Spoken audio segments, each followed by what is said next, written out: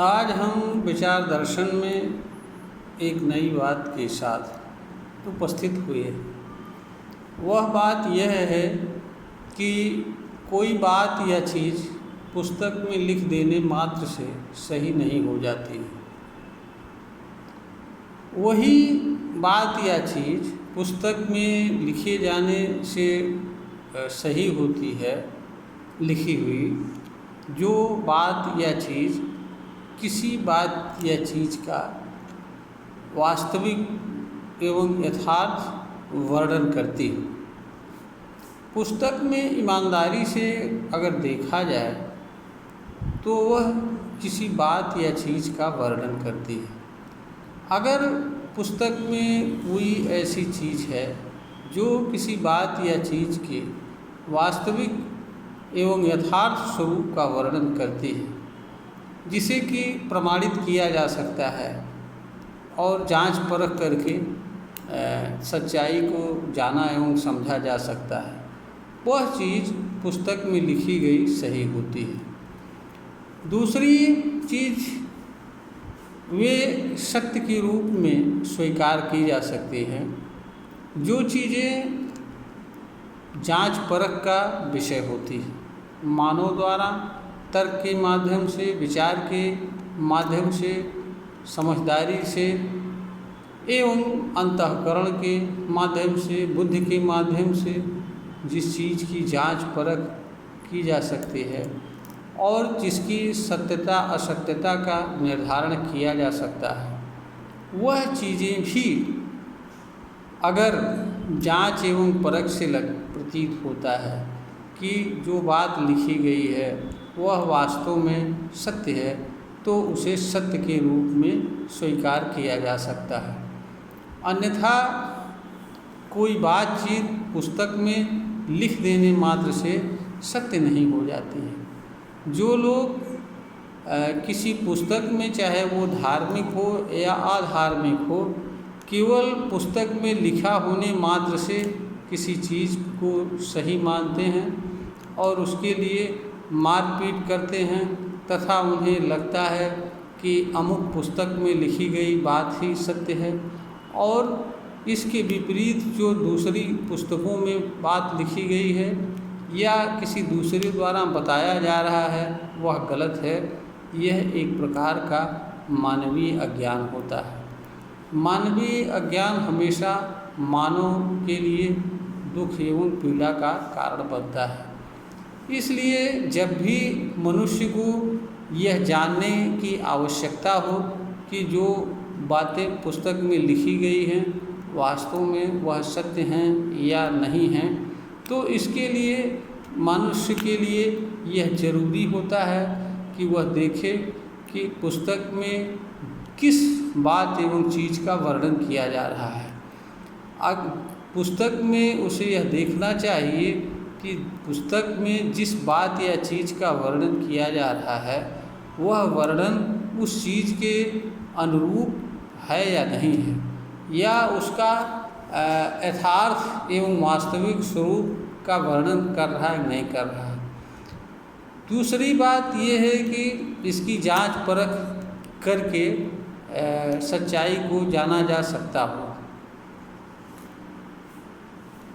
कुछ बातें ऐसी भी वर्णन की जाती हैं जो पूर्णतया नई होती हैं या वो मानव के कल्याण से या किसी अन्य रूप में संबंध रखती हैं। तो जो अन्य बातें होती हैं उनके लिए भी यह आवश्यक होता है कि पुस्तक में जो बात लिखी गई है वह जांच परख का विषय है या नहीं है। जांच परख करके उसकी वास्तविकता का पता लगाया जा सकता है या नहीं। तो जो बातें मानव के अंतःकरण, मन, तर्क, बुद्धि, विवेक आदि के माध्यम से विचार करके जाना एवं समझा जा सकता है कि पुस्तक में लिखी गई बात सत्य है या नहीं सत्य है, तो और ऐसी बात को विचार करने के उपरांत अगर प्रतीत होता है मानव को कि वह सत्य है, तो मानव को पुस्तक में किसी लिखी गई बात को सत्य मानना चाहिए, अन्यथा उसे सत्य नहीं मानना चाहिए। इसी में मानव का कल्याण है। यहाँ पर स्मरणीय बात यह है कि जो बातें जांच परख का विषय नहीं होती हैं, जो बातें तर्क एवं विचार का विषय नहीं होती हैं, उन बातों को सत्य के रूप में मानव द्वारा स्वीकार नहीं किया जा सकता है और न किया जाना चाहिए। जैसे अगर कोई ये व्यक्ति कहता है कि मैं ईश्वर का देवदूत हूँ, यहाँ पर यह बात सही है या गलत है कि कहने वाला व्यक्ति वास्तव में ईश्वर का देवदूत है या नहीं है, यह बात ऐसी बात है जिसको सत्यता को केवल ईश्वर ही बता सकता है। ईश्वर ऐसी चीज़ है जो किसी के सामने आने वाला नहीं होता है। कहने का अर्थ यह है कि यह बात मानव के द्वारा जांच एवं परख से परे है। मानव या तो मान ले कि हाँ, जो व्यक्ति कह रहा है ईश्वर का देवदूत है वह वास्तव में है अथवा नहीं है। मानव के पास मानने अथवा न मानने के अलावा कोई विकल्प नहीं होता है। मानव के पास कोई ऐसी चीज़ नहीं रहती है जिससे वह इसकी सच्चाई को जांच परख कर सके, क्योंकि यह बात ऐसी है कि जिसका कोई यथार्थ तथ्य नहीं है, यथार्थ स्वरूप नहीं है। इसी तरीके से अगर कोई व्यक्ति ये कहता है कि मैं जो कह रहा हूँ यह ईश्वरी संदेश है, ईश्वर की वाणी है, ईश्वर का वचन है, यह भी ऐसी बात है जिसकी जांच एवं परख नहीं की जा सकती है। तो जो चीज़ें मानव के द्वारा जांच परख नहीं की जा सकती हैं, जिनकी सत्यता का पता मानव लगा नहीं सकता है, ऐसी चीज़ें मानव द्वारा कभी भी सत्य के रूप में स्वीकार नहीं की जा सकती हैं। इस तरह की बातें पुस्तक में लिख देने मात्र से, चाहे वो धर्म ग्रंथ हो या किसी भी तरह का पुस्तक हो, लिख देने से वो सही नहीं हो जाती हैं और सही मानना भी नहीं चाहिए, क्योंकि मनुष्य का जो कर्म होता है वह कर्म किसी भी कारण से करे, चाहे वह पुस्तक में लिखी गई बात के आधार पर करे या अपने ज्ञान के अनुसार करे या किसी के सलाह के अनुसार करे या नकल के आधार पर करे या उसे लगता है कि इसमें हमारा भला है, अथवा किसी अन्य आधार पर कोई कर्म करे, हर हालत में कर्म के परिणाम मानव को ही भोगना पड़ता है। इसका दुष्परिणाम या अच्छा परिणाम किसी अन्य को नहीं। हानि और लाभ, कर्म से होने वाली हानि एवं लाभ का सीधा असर जो व्यक्ति कर्म करता है। इसलिए मानव के लिए यह आवश्यक होता है कि वह चाहे कोई बात पुस्तक में लिखी गई हो या कही गई हो या किसी के द्वारा बताई गई हो या वो किसी कारण से वह किसी कार्य को किया जाना उचित समझता हो, तो उसे किसी तरह के कर्म को करने के पूर्व भली भांति रूप से यह जानना एवं समझना चाहिए कि वास्तव में जो कर्म वह करना चाह रहा है या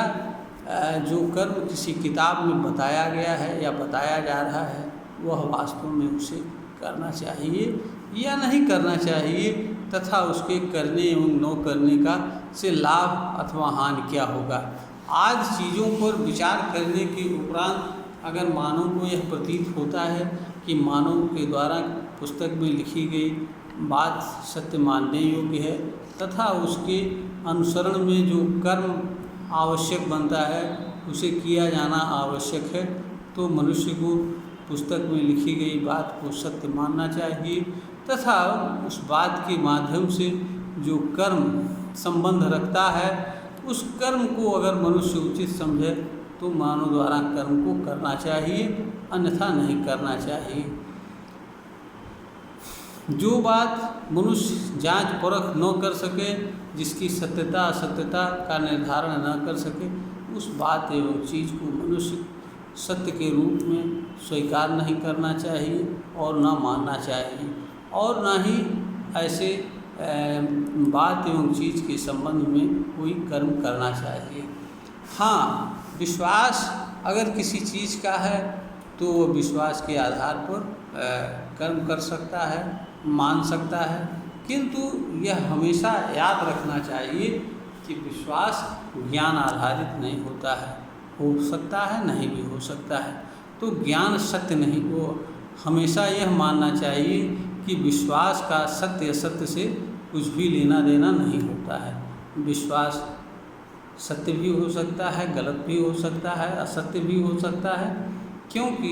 मनुष्य विश्वास ज्ञान के आधार पर करता है या बहुत सारी ऐसी चीज़ें होती हैं जिनके आधार पर वह किसी चीज़ के बारे में विश्वास कर लेता है, कर्म करता है। वास्तविक में जिन बात पर वह विश्वास करता है उस बात की सत्यता को वह जानता भी नहीं। इसलिए विश्वास और सत्य दो अलग अलग चीज़ें हैं। विश्वास सर्वथा व्यक्तिगत मामला होता है, यह सार्वजनिक मामला नहीं होता है। अगर किसी चीज़ में विश्वास करने से मनुष्य को यह लगता है कि उसे कुछ लाभ हो सकता है तो उसे विश्वास करे, इसमें दूसरों से कोई मतलब नहीं होना चाहिए। लेकिन विश्वास के आधार पर एक मनुष्य दूसरे मनुष्य को गलत नहीं समझ सकता है। तो यहाँ पर ध्यान देने योग्य बात यह है कि मनुष्य जो भी बातें किसी पुस्तक में लिखी गई होती हैं वह लिखने मात्र से सही नहीं हो जाती हैं। अगर बात ऐसी है जो किसी बात या चीज़ के वास्तविक स्वरूप का वर्णन कर रही है, जिसकी जांच परख की जा सकती है, सत्यता का पता लगाया जा सकता है, तो ऐसी बातों को माना जा सकता है। दूसरी चीज़ें, अगर कोई चीज़ ऐसी है जिसकी जांच परख की जा सकती है और जांच परख करके जाना जा सकता है कि वह सत्य है, तो भी और जांच परख के बाद यह प्रतीत होता है कि जो बात लिखी गई है या बताई गई है वह सत्य है, तब भी मानव किसी बात पुस्तक में लिखी गई किसी बात या चीज़ को सत्य के रूप में स्वीकार कर सकता है, मान सकता है। तीसरी स्थिति वहाँ होती है जहाँ जो बातें ऐसी लिखी हुई हैं पुस्तकों में जो जांच परख का विषय नहीं होती हैं, उनकी सत्यता असत्यता का पता लगाया जाना मनुष्य के द्वारा संभव नहीं होती है। वहाँ पर मनुष्य को पुस्तक में लिखी गई बात को सत्य के रूप में स्वीकार नहीं करना चाहिए, क्योंकि ऐसा करने से मनुष्य स्वतः ही गलत कर्मों के जाल में फंस जाता है और अपने ही कर्म से पीड़ा एवं दुख सहन करता हुआ जीवन जीता है। तो किसी भी मनुष्य के लिए यह आवश्यक नहीं हो सकता है और ना ही उसके लिए समझदारी हो सकता है कि वह अपने ही कर्म से पीड़ामय एवं दुखमय जीवन यापन करे। इसलिए मनुष्य का यह कर्तव्य होता है कि पुस्तक में किसी भी लिखी गई बात एवं चीज़ को सावधानी एवं सतर्कता से जांच एवं परख करे। अगर उसे प्रतीत होता है कि पुस्तक में लिखी गई बात सत्य है तो उसे सत्य के रूप में स्वीकार करे, अन्यथा न स्वीकार करे।